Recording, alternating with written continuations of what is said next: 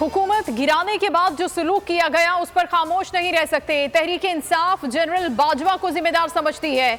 इमरान खान की सहाफियों से गुफ्तगू, कहा काफ लीग पर साबिक आर्मी चीफ के बहुत एहसानात हैं। साबिक आर्मी चीफ के हवाले से चौधरी परवेज इलाही के ख्यालात उनके अपने हैं। चौधरी परवेज इलाही हमारे साथ हैं, उनके साथ मामलात तय पा चुके हैं। अगले इलेक्शन में भी तहरीक इंसाफ और काफ लीग मिलकर चलेंगे।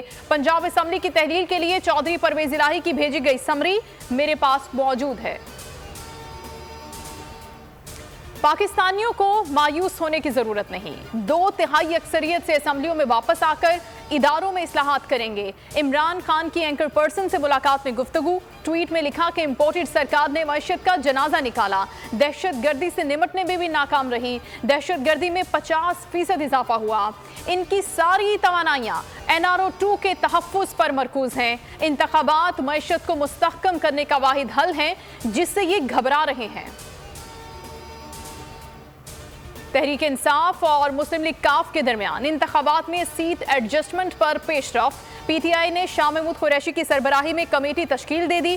कमेटी में फवाद चौधरी और परवेज खटक भी शामिल। कमेटी का पहला इजलास कल होगा। घबराए हुए वजीर आजम इक्तदार बचाने के लिए हाथ पांव मारने लगे।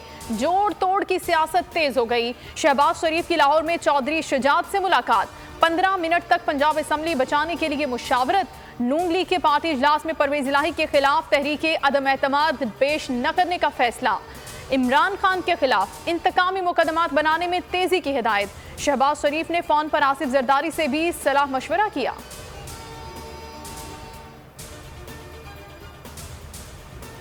सदर ममलकत सियासी बहरान खत्म करने के लिए सरगर्म। वजीर खजाना इसहाक डार की सदर से मुलाकात। मुल्क की सियासी और मुआशी सूरत हाल पर गुफ्तगू। शेख रशीद ने भी आरिफ अलवी से 45 मिनट तक मुलाकात की। पंजाब असम्बली की तहरील से मुतालिक अमूर और हालात हाजरा पर तबादले ख्याल। शेख रशीद ने कहा कि आप सुप्रीम कमांडर हैं, अपना रोल अदा करें।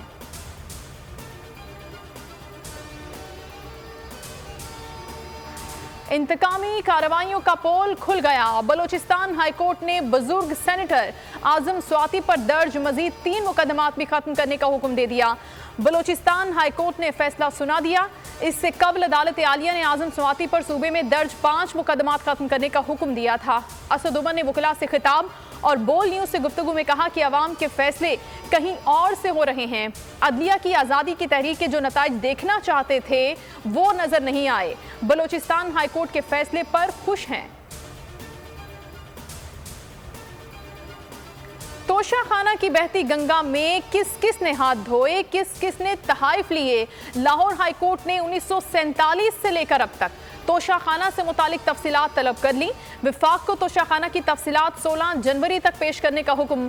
फाजिल जज ने रिमार्क्स दिए कि अदालत तय करेगी तोशाखाना की तफसीलात खुफिया हैं या नहीं। जो तहाइफ दिए गए वो खुफिया कैसे हो रह गए। अगर विफाकी हुकूमत इन तहाइफ को अपने पास रखती तो मामला खुफिया समझा जाता।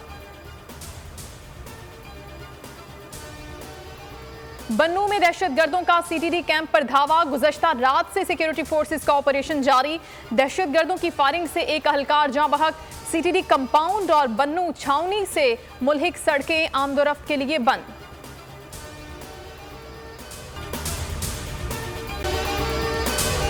अगर आपको ये वीडियो पसंद आई है तो हमारे चैनल को सब्सक्राइब करें और बेल आइकन को प्रेस करें। हकीकी आजादी की जंग में बोल भी कप्तान के हम कदम। इलेक्शन कराओ मुल्क बचाओ की लाइव ट्रांसमिशन। दिखाई लम्हा बलम्हा सूरत हाल। रील और रेटिंग में भी बोल न्यूज रहा नंबर 1। सब्सक्राइब करें और बेल दबाएं ताकि कोई खबर रह न जाए।